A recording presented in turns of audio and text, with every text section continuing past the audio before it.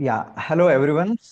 Welcome to this sixth day where we are connecting for Saturdays for sustainability learning and with a goal to discuss sustainability issues in a systematic manner for holistic understanding. So, something sustainability as it's a complex, it's dynamic. So, we want to understand it in its entirety. So, with this goal, we are connecting. So, as a mastermind group, and this is a group for peer-to-peer mentoring, peer-to-peer learning, solving problems, taking inputs from each other. So I'll not discuss more about this, but these are some of the quotes that I strongly feel that this should be something that we all should do. Just a minute. I guess there are some annotations. Just a minute.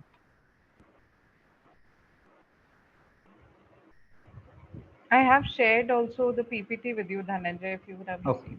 received. Sure. Yeah. So this is a mastermind group, and these are the four outcomes that uh, I think that we should work for. First is learning one new concept every week, because in our busy schedule we will not be able to devote more than 2 3 hours for learning, right? So, but every day we can learn one new concept, and this 1 hour we can dedicate for learning new concepts of sustainability. Then second outcome, it is networking with fellow professionals, learning from each other. Third is about career opportunities, getting to know what are the opportunities in different sector, different business, right, from different part of the world. And fourth is about thought leadership. So as a mastermind group, we are supposed to lead the sustainability discussions. So these are with these four outcomes, and how it's very clear, right? So every Saturday we are connecting. It's around 1 hour call, 45 minutes to 1 hour. And today, let me just share. So we will have our one presentation of around 40 minutes. It's about business sustainability, a way forward. And I'm very glad to share that Dr. Shruti Sharma has agreed generously to guide us on business sustainability for all of us. She is a professor of strategy in business sustainability division of TERI. So yeah, and after her presentation, we will also discuss. So all of you can add your valuable inputs to this discussion as well.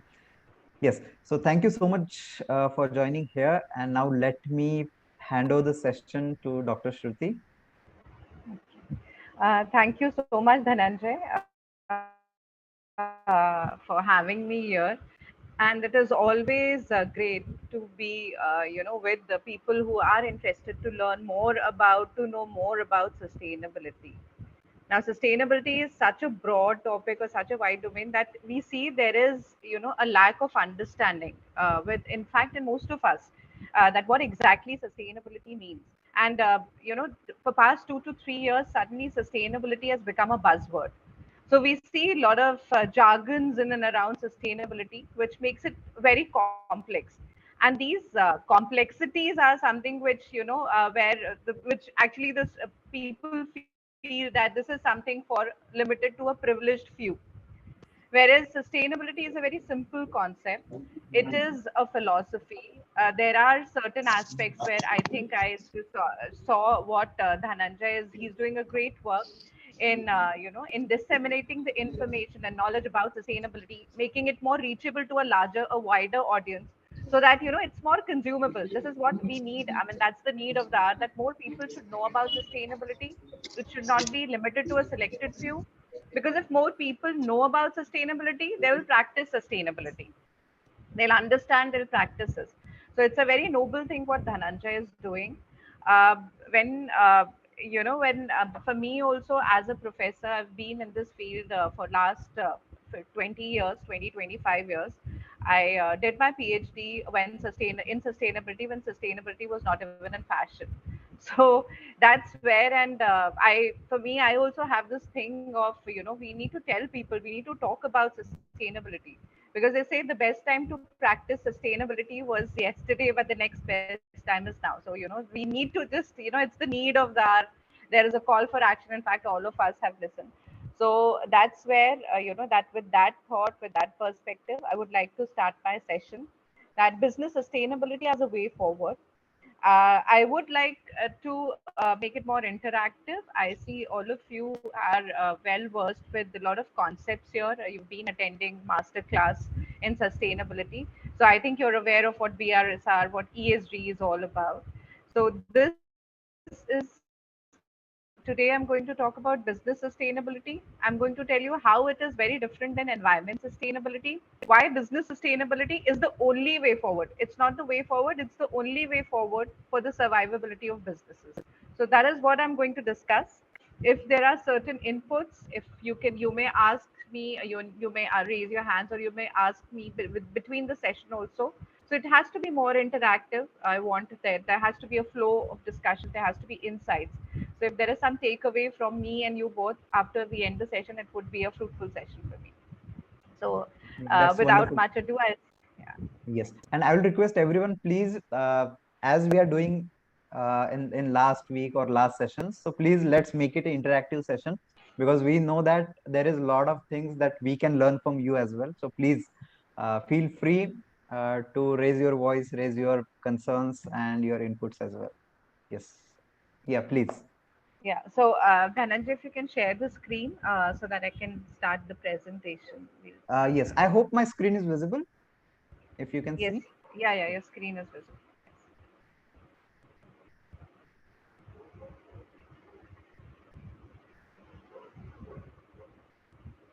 Yes. Yes, I'm on this second. Yeah. So I'm not able to see the slides. I mean, are others able to see? We can see, we can see now he's on the page. What does sustainability mean? Let me stop share and share again. So there might be some issues. Yeah. Now is it visible? Yeah. Yeah, I can see it. Okay, great. Okay. How about others? Yeah. If others, I'm not able to see. So if others can help me out, so I'll just I have the PPT with me. Okay, so others can see as well. So must be some problem with my connection. I'll try. So I would I'll then I'll just talk about it, and I have the PPT with me. So Dhananjay, if you can just help me in Yeah, sure. So yeah, whenever the slide needs to be changed, because I yeah. am not able to see the slide now. Okay, Yes. okay, okay, So sure. I would talk about it. If there is some insight or some input anyone has, please, feel free to unmute and ask me, interrupt and ask me there. We can talk about it. So as I've mentioned, it has to be interactive. So let's start with the session of business sustainability as a way forward. Now, when we talk about business sustainability, why do we need sustainable organizations? There is a need. What orientations are required to thrive in today's business environment? And as I mentioned, how business sustainability is the only way forward. So, during my session, we'll talk about all of that. Now, to understand this, it is very important to know that what is the difference between sustainability, between ESG and CSR, because this is something where as a professor or as a speaker, when I go and I speak to a larger audience, these terms are used interchangeably by them. So when we talk about sustainability is a philosophy. It is the why for which all of us, the business organizations or individuals or communities, when we say it, they do exist. When we look at ESG, ESG is the how. It's the how do you practice sustainability? How do you meet that objective or goal of sustainability? Is you go through the ESG way, which is environmental, social, and governance way. I mean, you've had sessions earlier. Now, when you talk about CSR, CSR are tactical in nature. ESG is strategic. CSR is tactical, as in what are the activities which you do? What are the programs which you do? So, CSR is the what. So, when we look at sustainability, ESG, and CSR, sustainability is the why, ESG is the how, and CSR is what all do you do, to achieve that. When we talk about, why this need for sustainability, why was this there is this urgent need for sustainability. So there is a very famous quote by Albert Einstein, which says that we cannot solve our problem with the same thinking we used when we created them. So when we look at the problems we see currently, a climate change crisis, frequent, when we look at frequent climate events which are occurring, we look at population which is there, we look at the geopolitics which have been there. So there are problems which are huge problems which are there. And when we look at the kind of thinking which we created them, and we need to evolve, we need to change our set of thinking. I remember when I was in school, I studied that air and water is free, rest everything comes with a cost. And now when we look at, we don't have clean air to breathe. We are struggling with the AQI index, especially where I'm in Delhi NCR. We don't have clean water to drink. Water is a listed commodity in NSC. So that's a bottle of a liter of water is costlier than a liter of Coke. So that's where, when you look at it, we need to change the set of thinking. Sustainability as a concept has been practiced for generations and generations. Our ancestors and people, in fact, my parents my grandparents have been practicing sustainability. Now, why sustainability as a concept is being talked about and linked to the current crisis or the problems which we are facing? Now, sustainability got linked to the problem of climate change when our survivability became an issue. The kind of actions, when we look at, the kind of problems which we are facing, when you look at, when we talk about the carbon footprint or the CO2 level intensity in the atmosphere. So from 1950 onwards, when you look at it from the 1950 onwards, there's been a sudden surge in this carbon dioxide level in the atmosphere, which was not there for last so many years. So that's where it is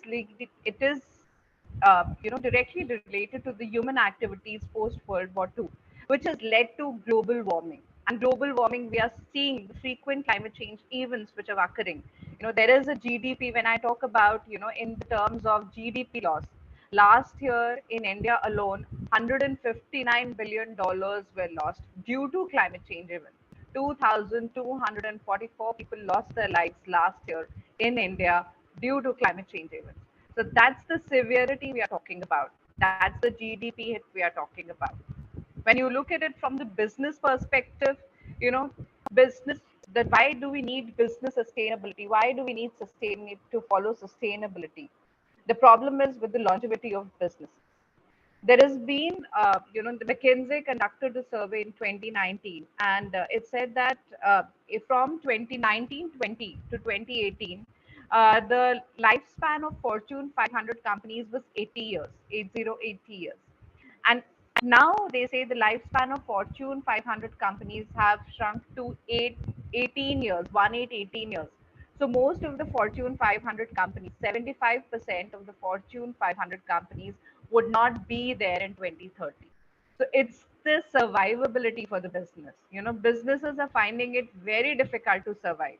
There are companies, General Motors, Ford, Unilever, where these are companies which were like the strong, robust one, which were supposed to be meant forever. Now they are struggling as far as the sustainability is concerned. There's increase in the raw material costs, volatile energy prices. We're seeing that, when you look at the Ukraine Russia war, it's been going on forever. We see that what impact does it has on our energy prices. There's been geopolitics, which is beyond our control. Population, when you look at population, so there is finite, our resources are finite. With finite resources, it is not possible to have an infinite growth.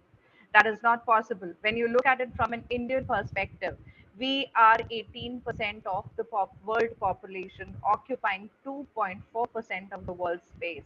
So that's where kind of resources, how resource constrained we are. And that leads to our population, rising population leads to an impact in terms of resources, so that impacts. So that leads to inflation, that leads to price rise. So again, impacts business, supply chain. We saw during COVID how vulnerable businesses are.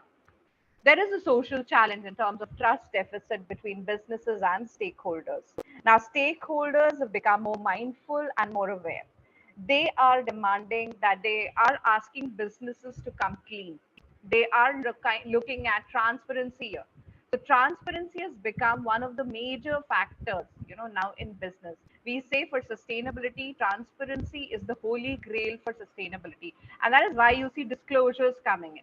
That is why we say the first step towards business sustainability are disclosures, because disclosures are directly related with transparency.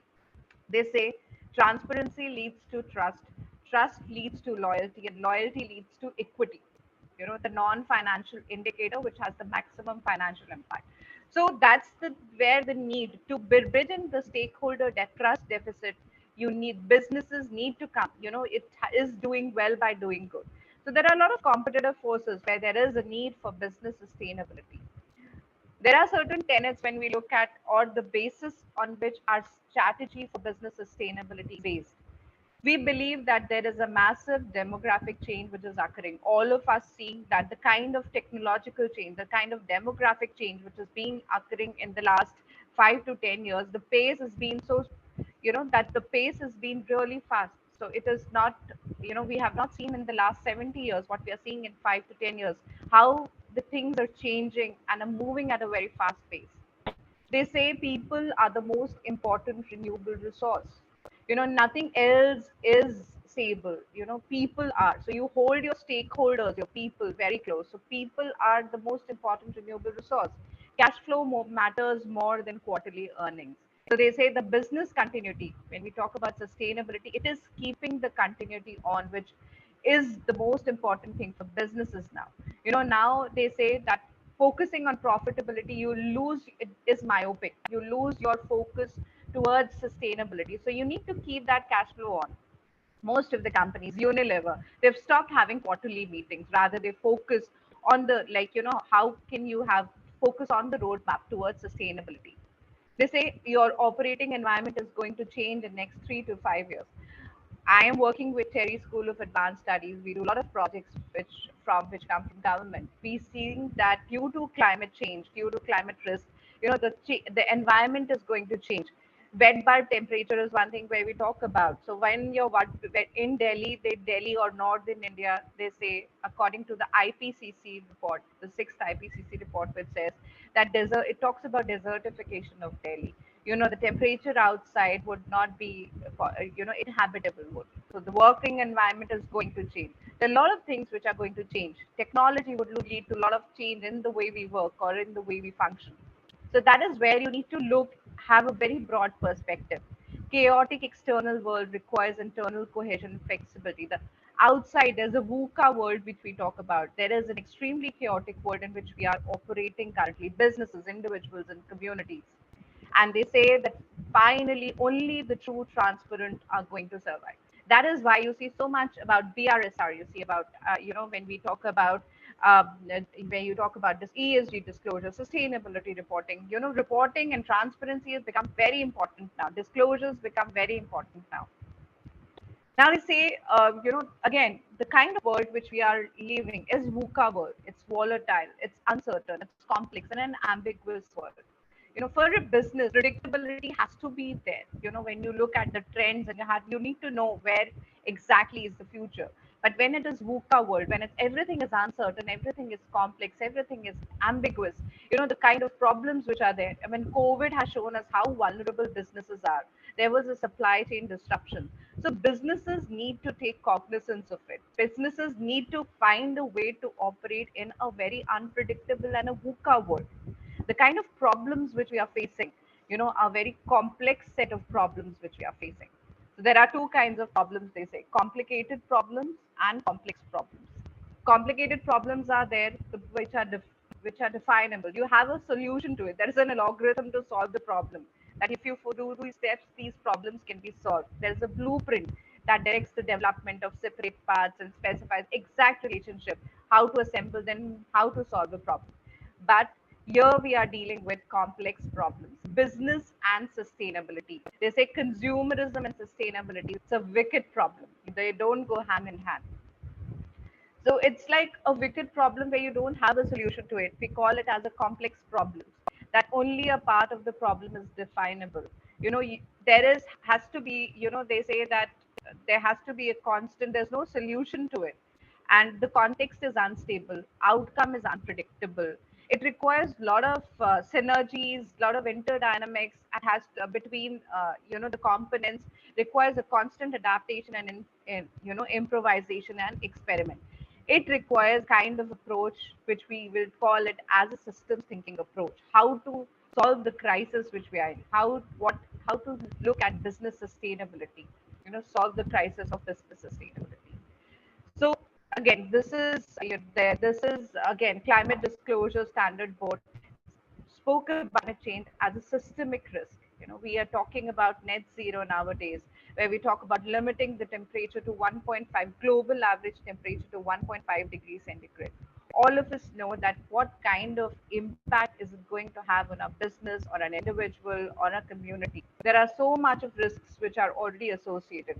That is why when you look at the TCFD report, which is Task Force for Climate Financial Disclosures, they talk about identifying risks and assessing the opportunity. When we look at ESG way, it talks about the first thing is important for business to identify the risks which are associated. So this is what is the prediction given by CDSB, which talks about the scenarios. What are the risks to the business at 1.5 degree, 2 degree, 3 degree, and 5 degree. You see a sea level rise here, zero point 0.3 to zero point 0.6 meter. The kind of sea level rise at 2 degree. So if we talk about the scenarios, which are climate scenarios or a business as usual scenario, by 2014, Miami is going to be underwater 80%. Mumbai and Chennai, the coastal areas are going to be underwater. Sundarbans, we see Sundarbans already under, a lot of land has been claimed by the water. We see Bangladesh. Bangladesh faces a huge risk as far as the sea level rise is concerned. And this is just 10, 15 years down the line. You look at, there has been a food supply, so food supply crisis, photosynthesis of the plants is being affected. The kind of food we eat now, when the photosynthesis of the plants get affected, it is, when you talk about the efficiency of the quality of the food we eat, it has been impacted. Our mental health, IPCC sixth report assessment report spoke about how climate change has impacted our health, our mental health, our physical health, rise in cardiovascular diseases, rise in bacterial infections, rise in the heat wave will cause rise in different kind of diseases. COVID also is one such case. When you talk about more malarial infection, more bacterial infection, so it's going to more allergens in air, immunity in more lies in anxiety, mental health or disorders, sleep, disruption in the sleep patterns, anxieties. All of this has been quoted in the IPCC sixth assessment report, that how what is the effect of climate change and how there is a physical transition risk for the business, risk for the household, risk for the geography across industry. So all of these risks are there, and we need to again operate. We need to function with all of this. So the first, how do we operate? What is the way to operate here, and what? So they say the best thinking to follow or to deal with sustainability is a systems thinking approach. And I think if you've studied engineering, you would know what a systems thinking approach is. A system thinking approach looks at a problem in a very holistic way. It says that the outcome is bigger than the sum of the individual parts. That's what a systems thinking approach says. And here we follow exactly that. And systems thinking approach says that economy is a subsidiary of society and environment, which means that we live in environment and society. Businesses development is what we do in order to survive. So we live in environment and society, and development is what we do in order to survive. So unless and until all our actions are going to be aligned towards the society community in which we live, and the environment, or which is our habitat, or the home in which we live, our ecosystem, our nature, unless and until we are aligned, it is not going to be, you will not, it's not going to be sustainable. So this is the basis, system thinking approach. This is the basis of sustainability, business sustainability, that you have, whatever you do, you have to be aligned with the society and environment. And I think that is where, when we look at sustainability, Brundtland Commission gave the definition of sustainability. Now, in fact, once I'm done with the discussion, once I end my session, I'd like to have speak to you but I see a lot of ambiguity in terms of understanding of this word business sustainability. Now, whenever we talk about sustainability, people have always think of it, majority of them think of environment. They talk about saving the environment, or they think of some kind of a CSR activity, some kind of a philanthropic activity associated with the word sustainability. And that is where, business think of it as if they have to incur some cost.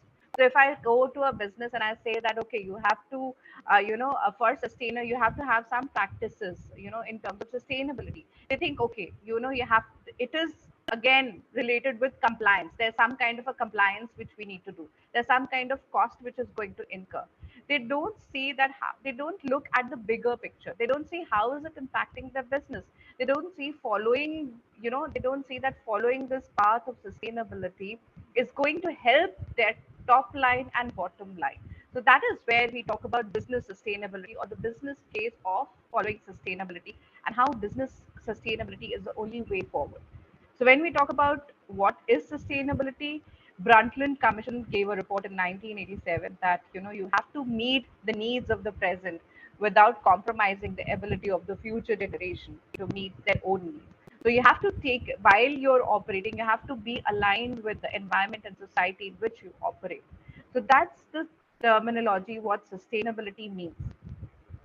Now, Paul Hawken, in his book Ecology of Commerce, has mentioned that the current crisis which we are in, when we look at the climate crisis, when we look at global warming, when we talk about population, global warming, or the rise of carbon dioxide intensity, or the GHG intensity in the atmosphere, they say it is because of the businesses. Businesses are responsible to it. So yes, true, businesses are responsible for the current situation we are into. But they say business is the only powerful mechanism on the planet today to lead to the changes necessary, or to to bring us out of the crisis which we are in. So that's the power of business. And that is why all the governments, everybody is looking at the businesses here to make the necessary changes in the way they operate, in the way they function.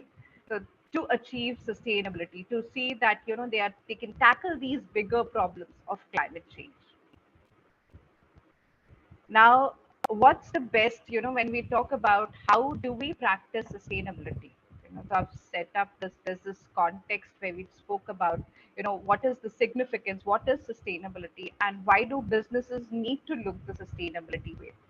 But then how do you practice sustainability? Or, when I said that it is a complex problem, or when I told it's a wicked problem, where you don't have one solution to it, it's a constantly changing things. And what kind of things, what kind of pathway you should follow? Whom do you look up to set up a roadmap for business sustainability? And we said that, we need to follow a systems thinking approach. So when we talk about a system thinking approach, we look at the system which has been sustainable, and we look at our ecosystem, derive some kind of insights from our ecosystem, which is one system which has been sustainable. And that is why we say whenever we look at sustainability or the ways to practice sustainability, we look the nature's way. That how does nature practice sustainability? So we look that way, the nature's way. There is a video, Dhananjay, if you can play the nature's way, that would be really helpful. Okay, just a minute. Let me just try. So I guess it will not be playable in my PPT because it must be stored. Okay, so let me just check. Let me just check if it is. Check else I would just talk. It's the nature's way. This one, right? Yeah. Okay. So somehow here it is not playing. Let me just share once more.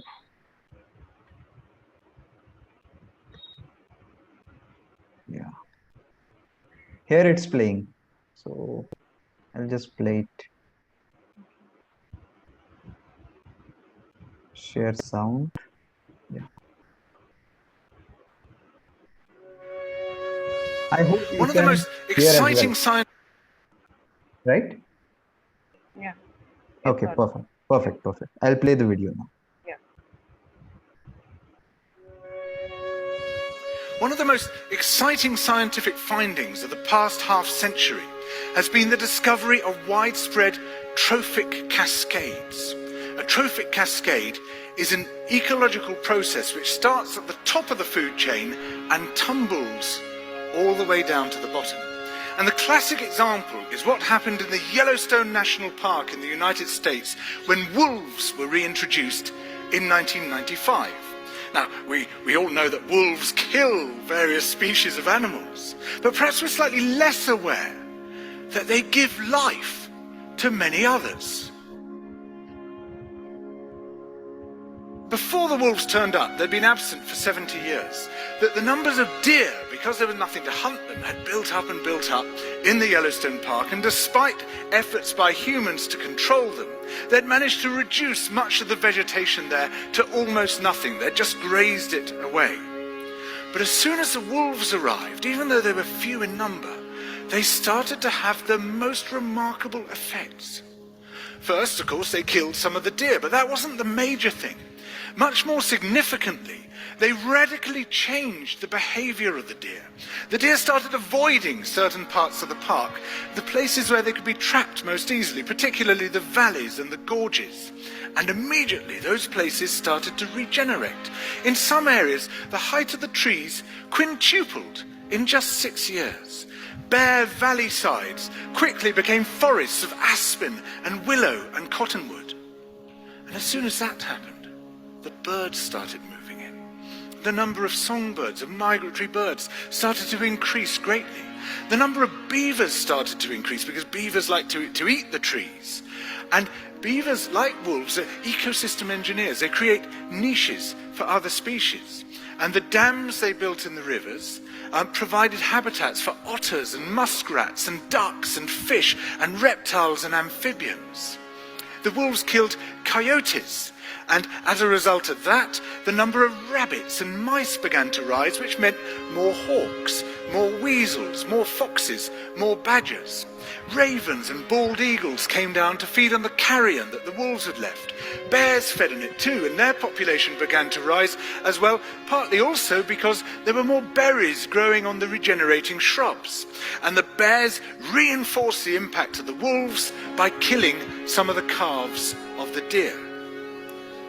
But here's where it gets really interesting. The wolves changed the behavior of the rivers. They began to meander less. There was less erosion. The channels narrowed. More pools formed. More riffle sections, all of which were great for wildlife habitats. The rivers changed in response to the wolves. And the reason was that the regenerating forests stabilized the banks so that they collapsed less often, so that the rivers became more fixed in their course. Similarly, by driving the deer out of some places and the vegetation recovering on the valley sides, there was less soil erosion because the vegetation stabilized that as well. So the wolves, small in number, transformed not just the ecosystem of the Yellowstone National Park, this huge area of land, but also its physical geography.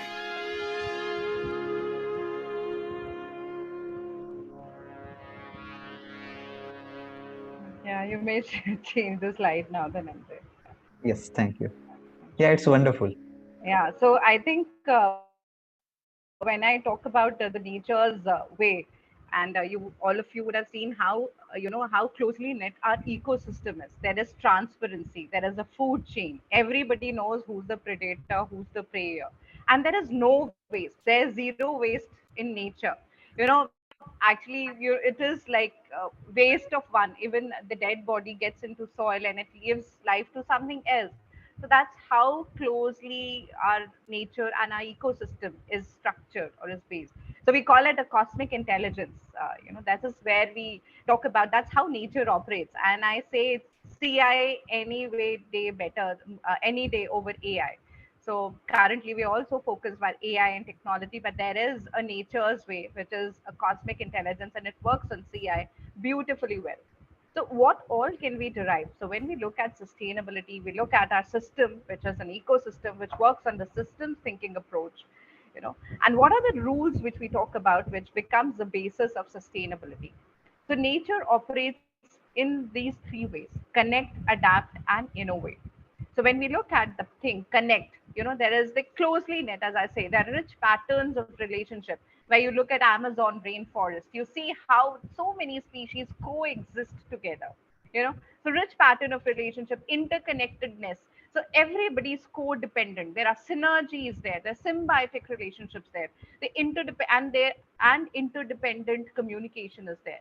So there are so many times we have witnessed nature how this bit, it functions. So there is symbiotic relationship, there's codependencies, there's interconnectedness, there is collaboration. So there is a creation of shared value. So connectedness or collaboration or networking is one of the most important pillars of sustainability. That's we have derived from the nature's way. Second is adaptation. Evolve and adapt it according to the changing condition. We see how does nature evolve. There's a frog which was discovered in Indonesia, and that frog is without lungs. So that is where we say nature has adapted. They say that it had pores and it was able to breathe through its skin. So nature evolved and then made lungs redundant. So nature constantly keeps on evolving and adapting according to the changing conditions. Nature always innovates and redesigns. So it's experiments and redesigns. You see the diverse species which are there. So there are certain nature always has its own way of redesigning, experimenting things. We see a lot of new species coming in, a lot of old species getting extended, innovate, redesign in its own. So these are the three basic pillars, three rules of sustainability which we take from nature's way, which is connect, collaborate, network, adapt. Evolution and adaptation becomes very important in sustainability, experiment and redesign. So we use this and we talk about companies now, businesses now. How do you build sustainable organization? So we say that with these three pillars, and keeping the core very strong or the purpose very strong, and with these three pillars, you build sustainable organization with purpose at its core. So the purpose becomes very important. And as I'll go ahead in my presentation, you realize that we call the purpose in business sustainability as a North Star goal. Because it inspires, it connects all the stakeholder together, it gives them a purpose.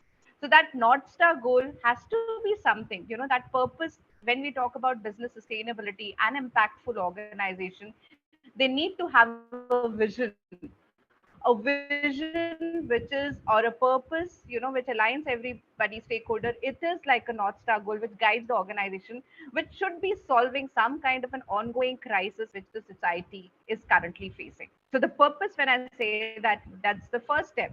Wherever a business organization is there, whenever you set up a business, anything, the first basis of it to be sustainable, it has to solve some kind of a ongoing problem in the society. If your business, if your vision is based on that, with these three pillars, connect, adapt, and innovate, it would be a sustainable organization. If you look at examples, if I talk about case studies, when you look at companies like Unilever, for example, I spoke about Unilever earlier also. Now, Unilever, when it was formed in 1894, it had, the first, the Dettol was the soap where when it started Unilever company, and in that Dettol, not sorry, I'm sorry, it was Lifebuoy, not Dettol, my fault. So Lifebuoy was the soap which was one of the first products of Dettol, and Lifebuoy, the soap was bought because the mortality rate of kids was going high. So the soap was needed to have for hand washing, and so that doctors could use, people could use as a hygiene factor to save lives. So Lifebuoy as a soap was bought, and Unilever as a company was set in 1894, based on this philosophy. And Lifebuoy as a product was born. So companies, you need to have a purpose of solving some kind of an ongoing crisis in the society. If you're based on that, you say that's the first step towards building a sustainable organization. Why integrating sustainability, or bringing in these things, sustainability in the vision and the mission of the company, is a good business case, because it makes them more competitive and resilient to shocks. When you look at Indian companies, companies like Tata, companies like Mahindra and Mahindra, they've been practicing sustainability for years and years now. So it was not that suddenly after 2020, when the compliance and the government regulation came in and they are making their reports and they're following those compliance. No, they started looking the sustainability way, and that is what made these companies more resilient to shock. Companies like Toyota, now Toyota as a company, it has sustainability, all the principles of sustainability embedded in its core. So when during 2007 crisis, when US, where all the automobile majors filed for a bankruptcy, they went to the president there, Obama, at that time, and they asked him that we need some kind of a relief. Toyota was the only company, when Chevrolet, where Ford, where General Motors were asking for some kind of a relief, and they were almost at the verge of filing a verge of recession with the gas, with subprime crisis, with gas, with the credit crisis, and the gas prices were so high, 2007 and 2008. So what made them resilient? So there is, again, they've been practicing sustainability in its core, in all the way, in Toyota production system, whatever they do. So practicing sustainability makes the organization nimbler in fast changing world, makes them more unified, connects all the stakeholders, employees together. It makes the stakeholder realize that this is one company, which we can trust, we can rely on. It's the credibility goes in. Credibility in the financial market and regulators. We see ESG investing, and we see how the compounded annual growth rate has been there in ESG investing nowadays. So companies are looking, the investments. When you look at companies, you have to have your report in place. You have to have your disclosures in place for the investment, because investors are screened on the basis of what kind of whether you're following that or not. So you have to be, doing well by doing good, coming clean, being clean, transparent becomes very important. Building sustainable organization, when we look at it in a deeper perspective, situate your organization in a broader concept. When you look at it from the, you have to have a very broader set of thinking. When you look at Mahindra and Mahindra, which has sustainability embedded in the core of the organization, they talk about the concept known as alternative thinking method, and they say that we understand there is a climate change risk, but they look at as an opportunity. So, in fact, in Davos, Anand Mahindra said that climate change is an opportunity. It is a $14 trillion dollars opportunity which we see. So we trying to there's an opportunity cost to it. So again, you have to have broaden your views. You need to deepen connection. You have to build relationship across your value chain, across your supply chain, across your stakeholders. Connect the core purpose to whatever is the current reality. You need to reorient your goals, your strategy. Metrics become very important. Align culture. Culture becomes very important. Values, attitudes, and belief become very important when we practice sustainability, because it helps the organization in adaptation, in evolving and adapting to the changing needs of the outside environment. You have to have a constant learning mode on the organization. So learning, evolving, and adaptation becomes very important. Collaboration becomes very important. Creating shared value becomes very important. You know, you have to have innovate. You need to re-experiment. Innovations become very important. So when we talk about sustainable organization who have not followed sustainability, where do you start from? The first thing when you start from is you have to look at your processes first. You need to, first step is looking at, we talk about looking at your pollution and your energy. So you look at your waste and your energy. These are the two things we talk about: energy efficiency and waste management. That's the level one. After you have seen, after you worked on your waste and your energy, and you have got your efficiency, in that efficiency is directly related to the cost, so the cost savings comes in. And that's where companies start looking the way. They start looking at newer business model to work in this domain. They start innovating. They start looking at the market based, they start taking a market based approach there. They engage broad participation and problem solving.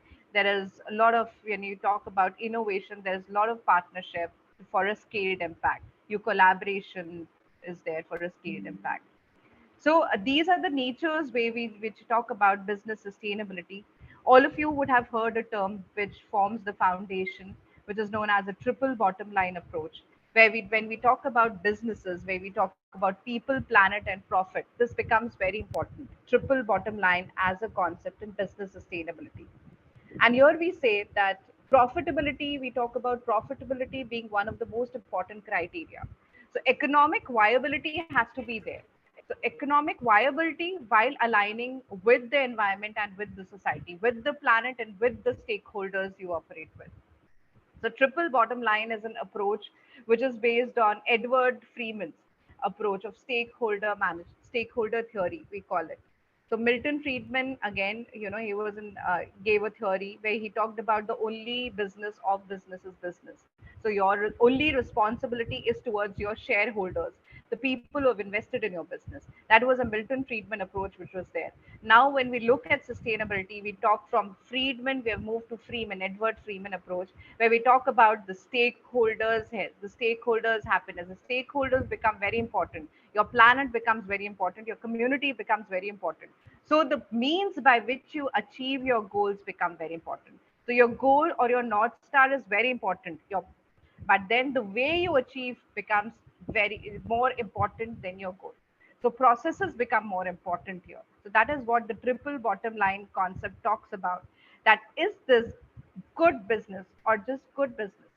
So again, I mean, I am sure we can talk about, is it a good business or just a good business? So when you talk about the triple bottom line approach, people, which we talk about the social performance, I think when you would have had a master class, you would have got in detailed about how people, what all things are there in the S part of ESG, where we talk about human capital, social capital, we talk about fair pay, we talk about compensation, we talk about labor standards there, where we look at the planet, we talk about the environmental performance of the company, biodiversity, waste, water, plastic, all of these things we talk about. When you look at the profitability aspect, economic viability, we talk about, economic variables dealing with bottom line and cash flows. You talk about equity per share, you talk about profitability, you talk about productivity. So there are a lot of variables which come in ESG. There are a lot of metrics which are associated with the triple bottom line frame of business. So ESG, when we talk about the ESG perspective, the governance becomes very important. Currently in India, when we look at it from the business perspective, it is the G of ESG, which is one of the most important parameters, because still it talks about policy making, it talks about setting regulations, it talks about mandating few things so that the businesses can look that way. So governance becomes very important, policies becomes very important, setting a pathway, roadmap becomes very important. So governance is very important for roadway, social and environmental. And all of it has to lead to a improved financial performance of the company. So when we talk about ESG reporting nowadays, we talk about double materiality as a concept. I'm sure all of you would have heard in your previous masterclass. So double materiality talks about what kind of an impact your business has on the environment, social, and the governance aspect, and in turn, what these have on your business. So again, on your financial performance of the business. So unless and until businesses realize that what kind of an impact does a environmental or a social capital or human capital has on the financial performance of the company, they would not look that way. So for the companies, they need to realize. So when we talk about biodiversity, biodiversity as a concept has not is one which has the major impact on the company's business, but it has been least focused on. So when you look at a lot of CSR activities which are very tactical in nature, biodiversity gets the least share there in the in the CSR funding or in the activity approach. Now, biodiversity, if you look at biodiversity, they say TNFD report, which has come in recently, which is Task Force for Nature Financial Disclosures, which talks about that the nature-based services, and they say it is 50% of your GDP is directly taken a hit because of the biodiversity impact, which you have had on your business and your business is having on that biodiversity thing has had on your business. Companies like Nestle had to look that way. Companies like ITC has to look the way, where you're dealing with the nature resources, your raw material are nature resources. So you have to look at the crop yield, you have to look at the soil health, you have to look at the farmer's health now, because again it is directly impacts your business. So this is where when we talk about sustainability, we talk about supply chain, we talk about price change, we talk about low volatile energy prices, raw material prices. This is not just a philanthropy. This is not just something where you're talking about taking care of the society. This is nothing to do with self-actualization. This is for survivability and sustainability of your own business. You have to look this way. When you look at what triple bottom line strategy derives, it helps you in the first thing. It is, as I told you, waste and energy. The moment that's the first thing any business who gets sets on this roadmap of sustainability, it looks at the bottom line, energy and waste. The moment you get efficiency here, your bottom line increases. It is, the moment you have your disclosures or that you come across as a clean company, it helps you in building your equity. The equity, the non-financial indicator, which has the maximum financial impact, the top line. Talent strategy to keep employees. Triple bottom line strategy as components are social, economic, environmental, and culture. So the companies need to, as I said, that they need to have a strategic direction or a North Star goal. As I said, there is a slide where I talk about execution. How do you execute it? So again, there are 10 principles which we have derived from nature, which say diversify across generation. So diversity becomes very important when you look at setting up your business. Diversity across stakeholders, diversity of employees, diversity and inclusion becomes very important. Adaptation to the changing environment becomes very important. Nature celebrates transparency, so transparency becomes very important. Looking, plan and execute systemically, not compartmentally. So having a holistic approach or a holistic or a systems thinking becomes very important. Form groups and protect the young. Nature always works this way. If you see elephants moving in a group, you'll always see the weaker, the smaller ones in the middle and the bigger ones protecting them. So this is how nature operates. So this is important for the business. Protect the weak and the young. Form groups. Group thinking approach, collaboration, network becomes very important. Integrate metrics, improve with each cycle, right size regularly, not downsize, right size regularly. If there are certain things, you need to have focus, has to be there selectively. GE as a company has this approach of right sizing. So if you are in the portfolio, if you're not amongst the top three, they there's certain divestments, and there's certain strategies which they follow. So they right size regularly to selectively focus, foster longevity, not immediate gratification. This is what nature is based on. So that is where we say, if you have to focus on sustainability as a business, you have to, you have to foster longevity. You have to, maybe you have to compromise on some kind of a immediate gratification, which are profits. And the last principle is waste nothing, recycle everything, and borrow nothing. This is the most important principle of nature, and that's what we have improved. Those three R's which we keep on talking about, reuse, recycle, refurbish. So all of these things, are these important things from the nature. We need to map all of these things when we look at the business sustainability, the natural resource scarcity, the energy price stability, waste disposal, supply chain shocks, workforce development, talent recruitment, talent retention, diversity of talent pool. You need to map all of these. There is a constraint of time, so I'm just taking you things. So how, what all things, when you start with, how do you identify a North Star goal? What kind of principles do you follow to set up a strategy for business sustainability? What all things do you map? What kind of tools to implement? So implementation talks about transparency, engagement, and networking. So this is the way you implement sustainability. There are certain roadblocks still, we say, that a lot of people which are ignorant towards the concept of sustainability. When you look at, there is a model by Dumphy which is being given in 2015, and it says that it is not possible for business organizations to look the sustainability way. Even in India, if you look at, we, as I said, mentioned earlier, we are amongst the privileged few who talk about sustainability, who have a clear idea what sustainability is all about. 90% of the people, they've heard this term, but they don't know how to actually practice sustainability, or what is the significance, why is it so relevant. So that is where the people reject sustainability, is not on the radar. They feel that there is some kind of a cost which is incurred. Once again, by governance, by regulations, they are made to look that way. Once they start looking that way, irritate, it's like so that you have to fulfill your legal responsibility. And that's where they start seeing, the benefits, your bottom line, the efficiency case, how, when you look at zero liquid discharge, how is it good? Zero waste, how does it help you in creating money, your profits, or how does it help you in saving money? The money saving are just re-looking at your processes, filling the leakages or stopping the leakages, it gives company a lot of money in terms of profitability, efficiency. Once you start looking that way is when you start practicing sustainability as a part of business case. And once you start practicing sustainability as a business case, then you go to the next level, which is the strategic level, which we are talking about, that it is embedded in all the goals. Sustainability is in the core to all the goals of internal and external. You then go the ESG way, ESG way. It is there in the DNA of the firm. It becomes the way to practice business. That is where it goes to strategic and sustaining way. So that is how companies look the sustainability way. Now there is yes, Dhananjay, you had a question. You raised hand. Sorry. No, I guess it's the end of the presentation, right? Yes. So yeah, you can complete it, no issue. I guess it's the last slide, right?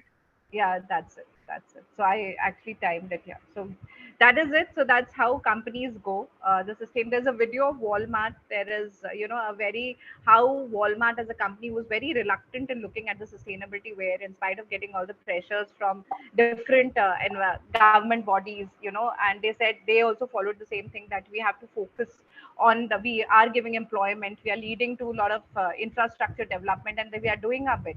But looking at sustainability, Katrina was an event which happened in US, and there Walmart reached first, then the government aids. So that was where Walmart interacted with the community there, and post that they bought sustainability, integrated sustainability into the core. So this is a small video, Dhananjay. If you want, you can play. Else, it's okay. We'll end the session, which talks about how is it beneficial for companies. So that would be all. Okay, great, wonderful. So meanwhile, I'll play this video, but meanwhile, if you have any question, you can please ask, or the forum is open for discussion. Yes. You may ask the questions.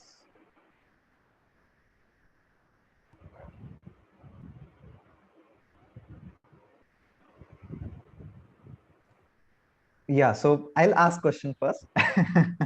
Yeah. So first question that I have is, as we understand in nature, yes, synergy is important, the collaboration, or it's a way nature works. But when we talk about business, so first and foremost requirement of all the, let's say, business people are profit, right? So they think that profit is important. So as a layman, let's say we all understand that sustainability is important, right? But how do we communicate to them in such a way that they also understand the other components are also useful? So what is your best suggestion to do that? Yeah, Because that that is will what. equip us. Yeah, so when we talk about, we don't talk about the philanthropic way, or we don't talk about the environmental way. We say that it gives us no blindedness the moment you say. So we focus on the profitability way. How is it profitability?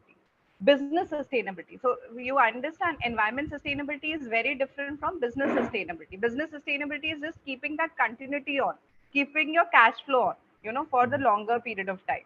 So how do you keep that continuity, or how do you thrive? How do you be resilient?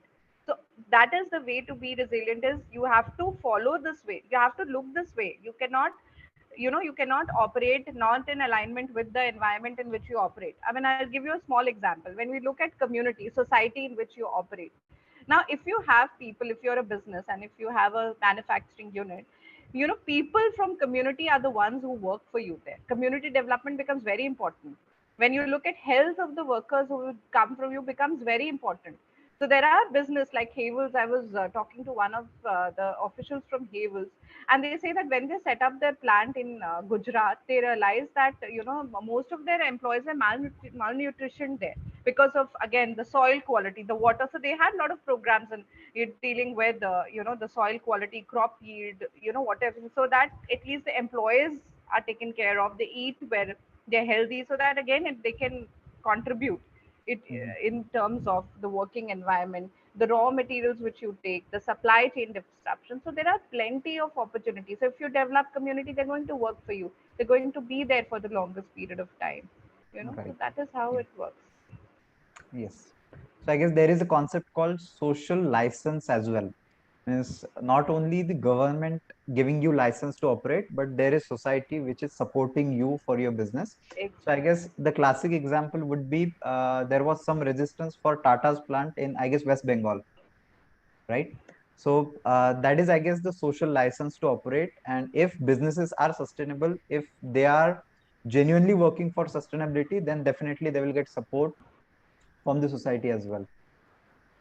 Yeah, Yes. that's there. Yeah. So I hope all of you were able to understand this whole concept of business. Since it's a very broad concept, so that is why I thought that if anything is there, you can ask me, interrupt and ask me, and any kind of takeaways from any one of you, if there is there or any Yes, Pavlesh, please question. go ahead. Yeah, no, I fully understand the concept, what Dr. Shruti explained, right? But I feel still in today context, right, for SMEs, small industries, right, it's still going to be a challenge. They are always focused with the cost, right?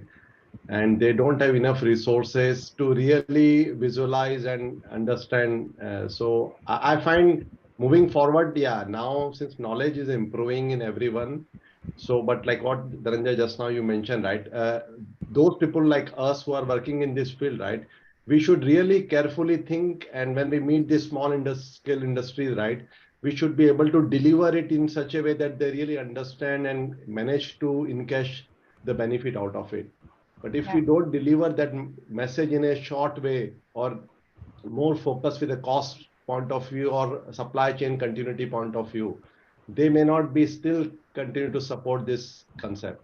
Yes. That's what I In feel. Yeah, Yeah, nay, that's very true, Pavleshi. I would like to say that, when there is the BRSR thing, I'm working with SEBI on the BRSR thing. So they, in fact, they're bringing these supply chain now indicators again for supply chain. And it's the bigger companies who have to actually now get these small SMEs, to in that way, because it impacts their ratings as well now, their supply chain. If you're so there is a thing, scope 1, scope 2, and scope 3, where we talk about. So scope 3 emissions are related to your supply chains, your vendors.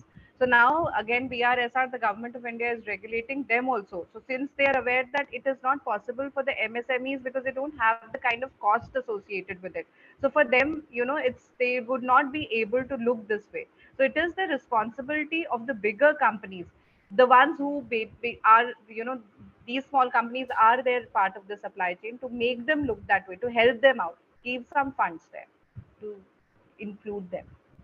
Yeah. Just to add, this is Ajit. Can I add to this? Yes, yeah, So please. please. I think Quality Council of India, which comes under Ministry of Industry and Commerce, so they have a scheme which they call it as sustainability for MSME. So Yes. they have a Z certification scheme, which Yes, then. includes 20 parameters, Yes. and that can help MSME to move towards sustainability. I guess Yes. they can start with Z certification scheme. There are, yes, Z certification, that's zero emission, zero discharge scheme, and that is, they have Z champions. There's a lot of funding where government of India has for MSMEs to look this Yeah, way. yeah, yeah. There are three categories: silver, bronze, and they Uh, have various incentive also for yes, the MSME who qualify. yes, But this is one question from my side. So the businesses who want to, particularly medium scale businesses or tier two, tier three vendor of large organization. So which standard will benefit them more? Should they go for GRI standard, or only BRSR guideline principles, or any other standards you recommend? okay. Okay, so currently, when you look, well, BRSR is one where Indian government has come up with it, and it is 90% GRI. So there are two. When you look at it from the standard perspective, it is, one is GRI, which is Global Reporting Initiative, and second is SASB, which is Sustainability Accounting Standard Board. And SASB has led to TCFD, and they have TNFD and SBTI is like, again, from it comes from SASB.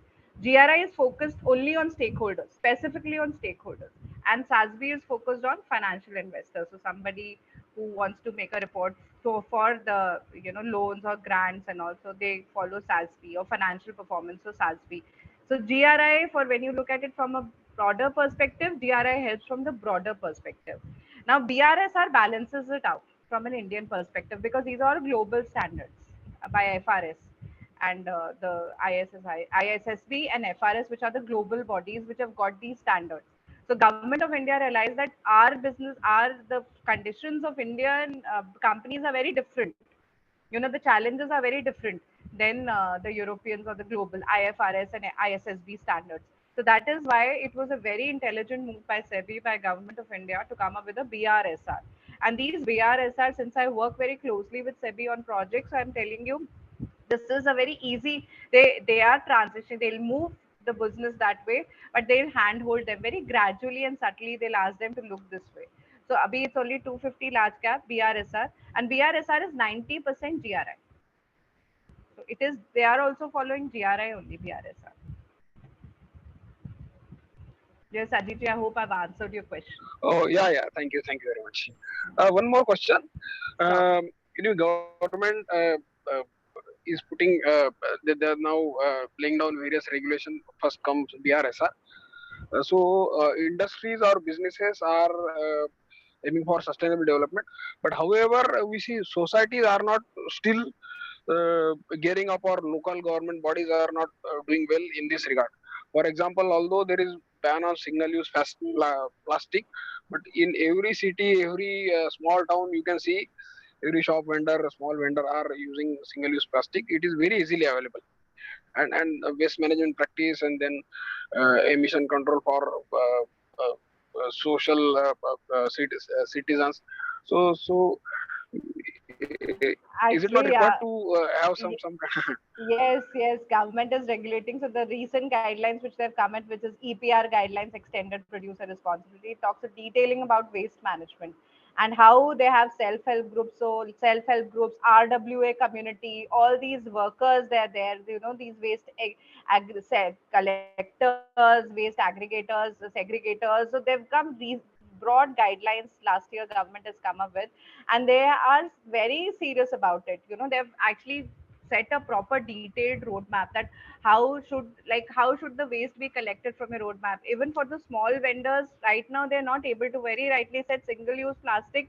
Bigger companies, because they have to comply, there is a compensation, environmental compensation which they have to give if they don't comply, and there is a lot of audit which happens. So bigger companies or a SME or an MSME will still comply, but these small vendors who are sitting, or a grocery shop owner, they're still using single use plastic because it is cost effective for them. So government is also realizing it is a challenge to completely weave out,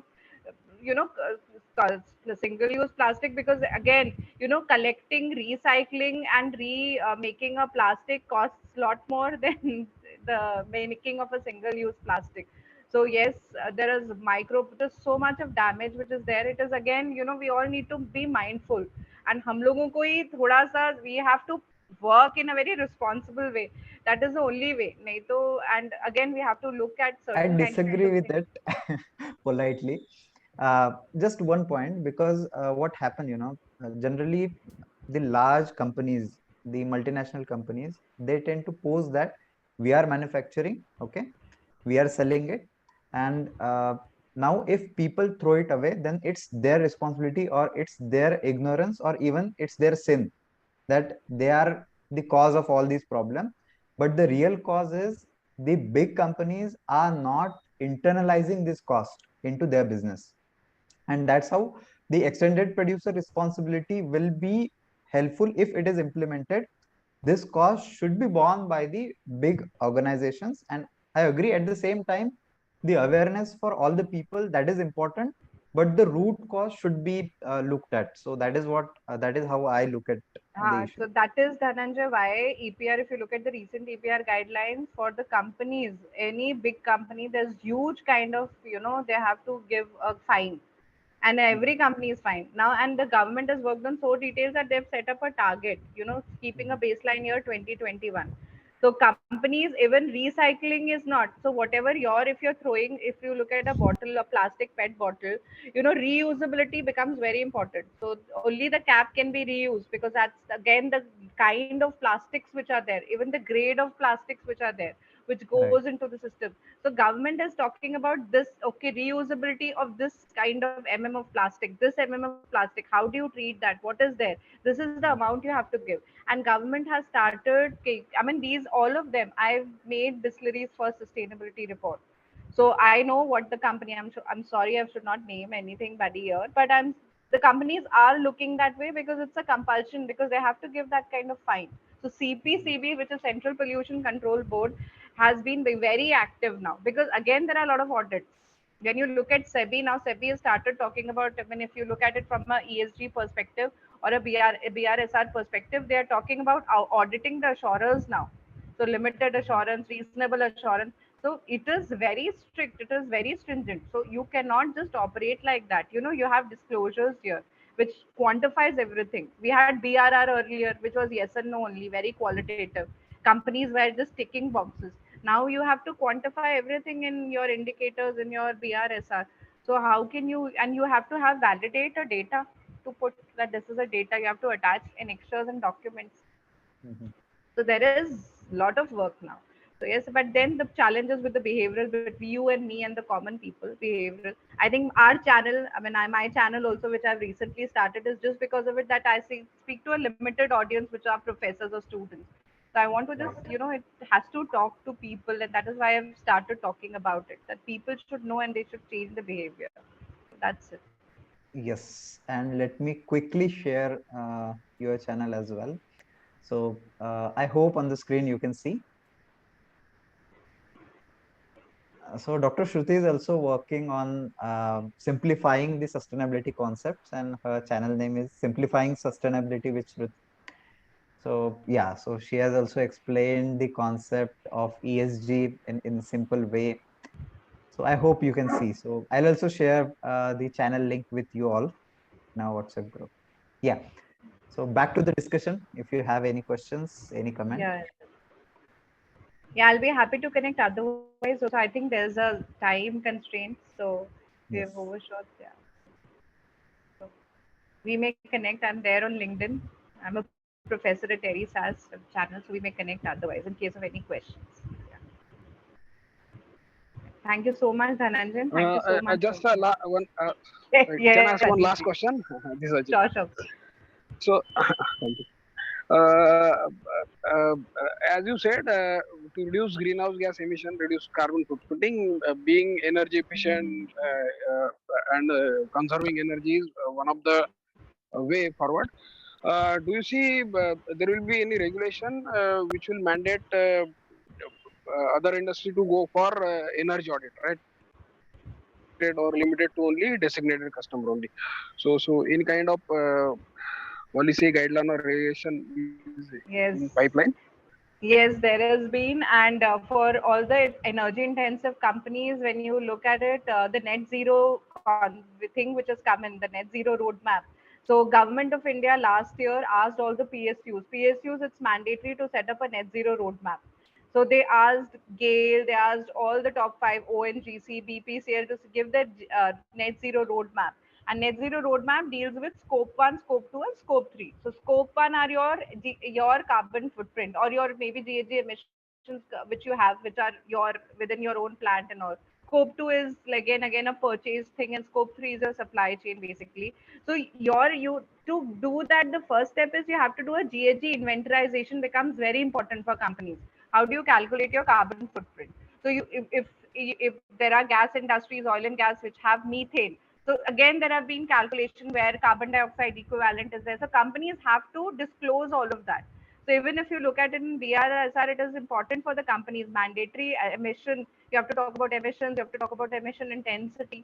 So all these parameters, government has started regulating that you need to know what it is, and there you have to then reduce or remove. So net zero as a concept basis on is net zero sum, which is reduce and removal.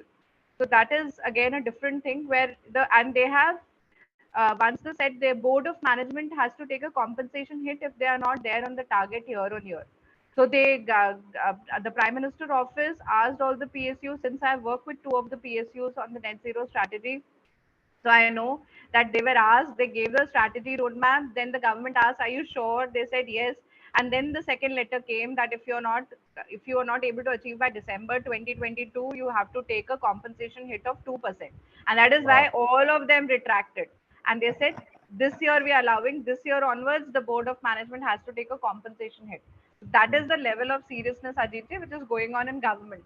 and That's nice. all the companies. Yeah, So that will yes, bring more seriousness for all the it commitments, is right? serious. Yeah. It is commitment. So companies now, in fact, they don't get funds. They are not getting no project audit. I mean, Xiaomi here, where I'm saying in Greater Noida, waste audit नहीं हुआ तो government ने hold कर दिया factory setup expansion. So energy audit, environment, water audit, waste audit. So these are all audits which become very important for the companies, and you have to be very clean, come out clean. So again, transparency, as I say, is the holy grail of business sustainability. So you have to be transparent and clean and good to be good.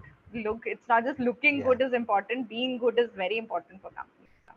Being good is primary, looking good is Yes. secondary. Secondary, yeah, that is different. Yes. Acha. Dhananjay, you have one more question? Yeah, please go ahead, go ahead. Uh, Thank you. Right now, as you said, this is a buzzword for last 2-3 years. Industry are talking about this, but many or rather most of them are not exactly knowing what is ESG, what they are required to do, what they are expected to do, and they are going for some kind of training session. They are looking for some kind of. As far as assessment of their work is concerned, so will government of India authorize certain agency to have the assessor? Right now, CI is doing some course for a sustainability assessor. But will there be any independent body for this in future? Yes, there are actually assurers, they're independent bodies, they're certain and they're certified by government. They are the only ones who can give assurance. So not everybody can give. And so if you have to make a BRSR, so there has to self. Most of the companies DRI, when they used to come up with the sustainability report, most of them either they used to get it done from the big four, so they used to give them assurance. But again, if you're paying for some service, so you know that it can be manipulated. So now, Right. government is now working on the assurance. There are certain certified agencies which give assurance. So even though you've made, but you have to have a assurance. So auditing of assurance provider has become very important now. And it is earlier it was limited assurance. Now they are looking at certain companies to give reasonable assurance. So that's also something which government is asking. It's a double check, right? It is a double check, yes, and it is important for double check. Yeah. Thank you very much. Thank you so And much. Dhananjay, I would love to have Dr. Shruti once again on the show to have Sure. knowledge to the next level. Thank you so much. Definitely. And what I understood from the session is, which is very important, we often get confused about sustainability, ESG, and CSR. Yes, Actually, sustainability is something that business should become sustainable. It's not about showing sustainability. Showing sustainability is something different. That is the ESG reporting. The reporting part is somewhat different. But currently, if you go and tell any company sustainability, they will definitely 80 to 90% of the company will say that it is about ESG only. They will not think making their business sustainable is important for their sustenance, for long term, maybe business, exactly, or for risk assessment, risk management, risk mitigation. exactly, Yeah. exactly. So that is one important point. And second, whenever you are asking about sustainability, so they will show something what they are doing under CSR. So CSR is another different concept, Different. and it is the different implementation mode. But yeah, they'll get confused about these three, and we need to make sure that Yes. businesses get clarity around this, and they should build a sustainable model for themselves. The more we talk, actually, if you have that kind of a knowledge, and when you can impart, even if few people in and around also, that is also a good, that is also need of the hour right now to tell people. Yeah, so capacity building of the entire ecosystem is important. Is it's required? Yes. Yeah, and in that, one step ahead. So it is a great contribution from your side, Dr. Shruti. Thank Thank you. you so much, Yeah. Thank you so much, and Dhananjay. we loved the way you explain the concepts. Thank you. Thank you. It was a pleasure meeting you all. Thank you so much. Thank you.